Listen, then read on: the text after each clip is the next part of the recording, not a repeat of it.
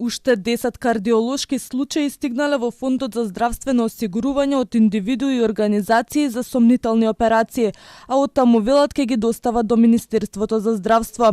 Претходно до нив стигнаа и 5 предмети кои сега ги разгледува домашната комисија.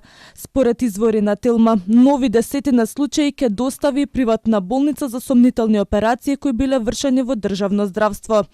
Ресорното министерство пред 2 недели побара од лекарската комора да изврши надзор во 11 јавни и приватни здравствени установи во кои се извршувале кардиолошки, кардиохируршки и кардиоваскуларни интервенции. Надзорот, како што појаснуваат од комората, треба да опфати период од 3 години и да се изведе по принцип на случајен избор на медицински истории. Но поради обемноста, велат побарале од здравство изборот да се направи преку електронскиот систем Мој термин, како најбрз начин за селекција, со цел побрзо да почне надзорот.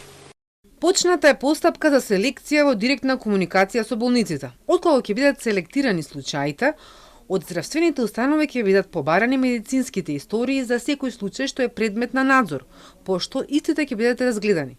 Но со оглед на обемноста на надзорот ќе треба и соодветно време, за да може да биде завршен. Пред 1 месец државната кардиохирургија ги достави првите 8 случаи до домашната комисија. Директорот Димитриевски кажа дека станува збор за пациенти кај кои е направена коронарографија и каде се гледале неправилности. Случајот за непотребни операции на срце го отвори кардиологот Сашко Кедев.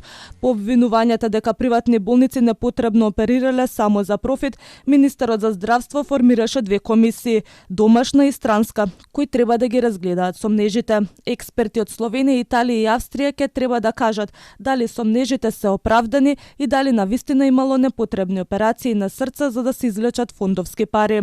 Сепак најавено е дека странската комисија ќе почне со работа по изборите.